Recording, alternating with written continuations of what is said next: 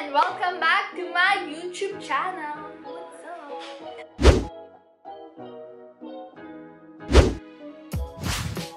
Next natin, yung sa mga nag-reply at nag-comment sa post at sa my day ko. Eto na yun. Let's go! Unahin natin si Hannah. Hi, Hannah! Tapos, lagi na siya nagwa-watch ng mga vlogs ko. Yay! Ang first impression niya sa akin ay mabait and study first. Itsura ko to, girl! Mabait ako! Oh my God! And study first. Yes po, that's true. I always take time to be responsible and to make sure that study nila ang lahat. Suplada at di namamansin, Nicole.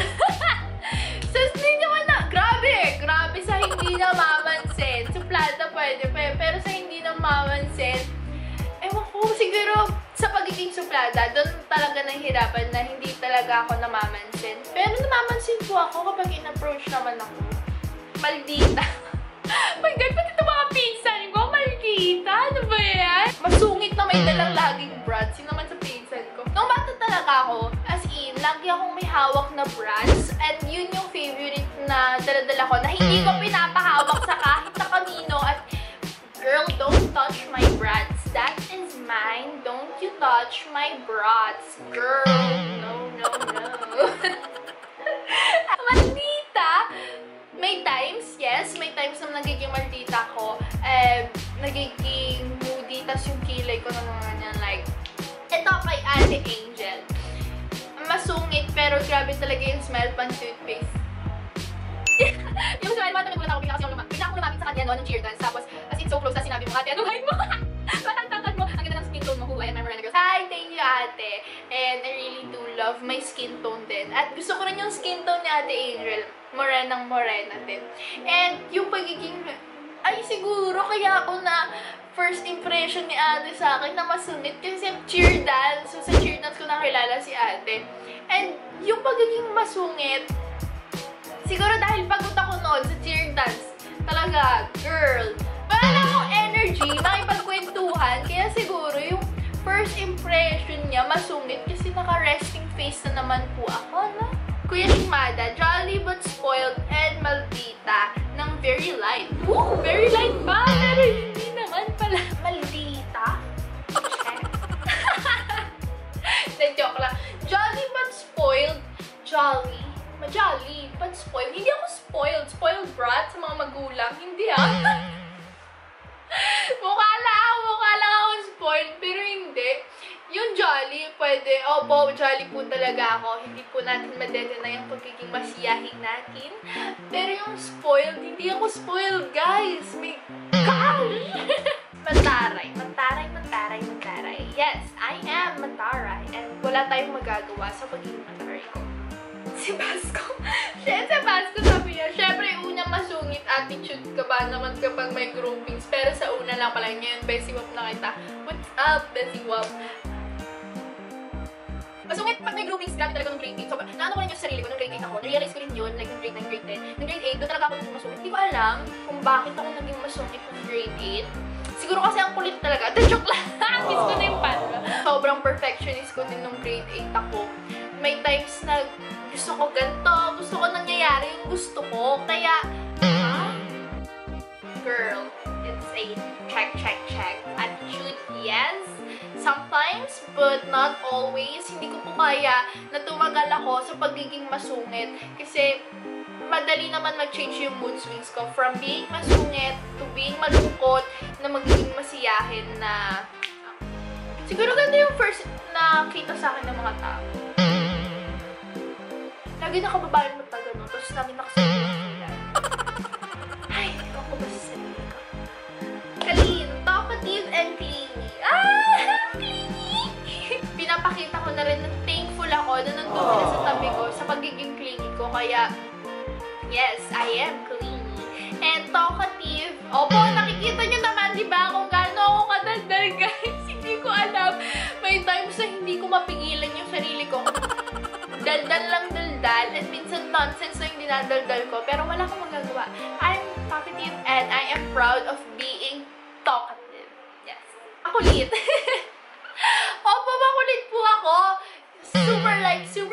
super makulit. Si Albaran, akala ko masungit ka, akala ko din tahimik ka. Yun pala hindi.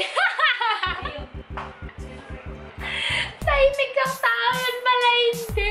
Masungit ako, girl. I'm masungit? Akala ko din tahimik kang tao, pero hindi pala. Pinawi mo, tahimik naman ako. Char.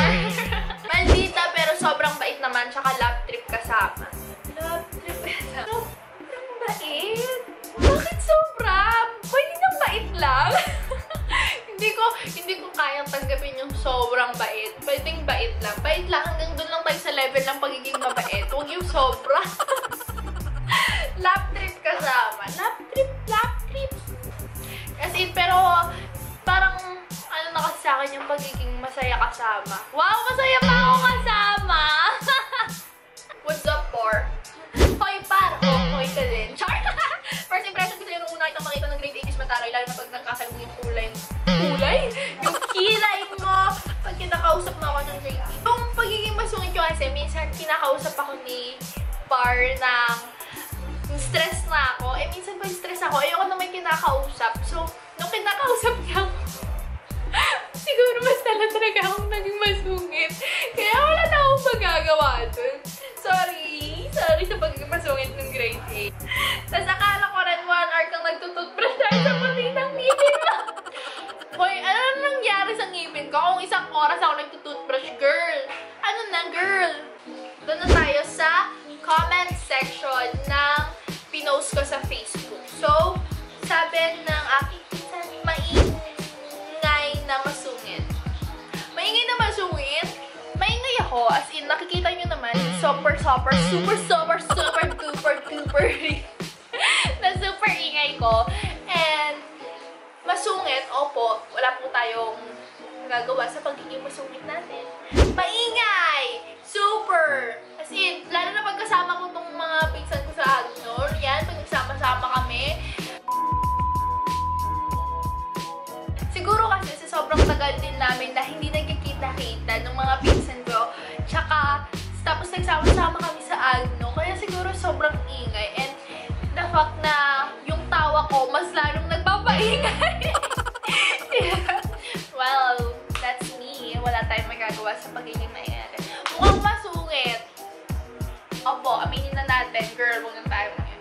And also daw, super lambing talaga yung mahilig mangyakap. Told you guys, I'm very clingy. Wow, English! Clingy and super lambing. Kasi ganun na ako para i-show ko yung i-show ko na very thankful and grateful ako sa mga tao na nandyan sa akin. Kaya siguro sa pagiging malambing, dun ko na pinapakita na thankful ako na nandyan ka. Yes!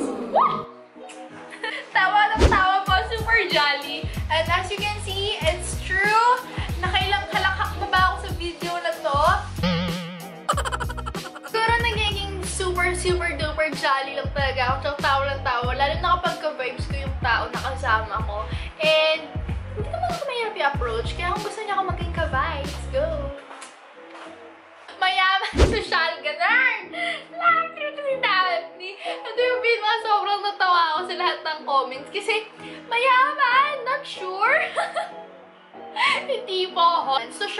Nagsusosyal-sosyalan. Charing! Pero siguro, kung makikita ako sa appearance ko, kung paano ako manamit, siguro pwede na.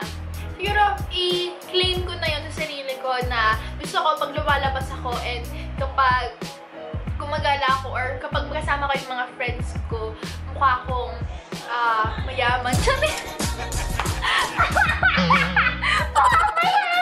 I-claim na natin na nag-sosyalan ako. Wala lang. Trip ko lang din sa buhay na mag-inarte minsan, na mag-makeup din ng artificial. Yes.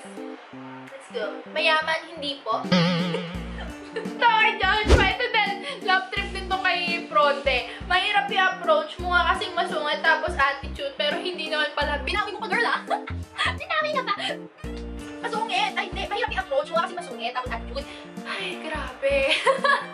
Siguro kasi, yung kilay nga natin at yung resting face ko po ay ganon. Kaya siguro talaga that may times na nahihirapan nyo akong i-approach. Pero pansinin nyo lang naman ako, okay lang. At go! Let's have some fun. Let's tawa all day and be positive all day. Oh my goodness. Party. Charot, may joke lang. Yung kay Bea din, natawa din ako dito kasi endorser ng toothpaste. Pinangarap ko to. Pinangarap ko talaga na maging endorser man lang ng Colgate, ng kung ano mang toothpaste. Colgate, baka naman! Joke lang. Pero dati, pinangarap ko na maging endorser ng toothpaste. Pero ngayon hindi na. Ewan ko kung bakit. Pero kung may opportunity na maging endorser ng kung ano mang toothpaste po yan or toothbrush. Pero willing, volunteer. Volunteer po ako, willing na mag-endorse po ng inyong mga toothpaste na ready po ako. So, sobrang saya na i-film tong video. Kung may gusto pa kayong ipagawa sa akin mga ganitong videos, pwede nyo naman akong i-PM, pwede nyo akong i-approach, or pwede nyo siyang i-comment sa baba.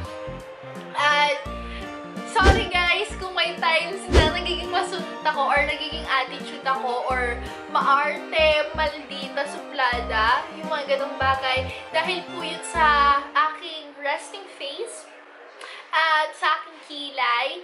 Pero may times talaga na nagiging masungit and moody ako. Pero hindi naman siya like mga 5 minutes lang yan, 10 minutes lang yan ang buhay ko. Hindi yan tumatagal. As in, sa mga totoo pong nakakakilala sa akin.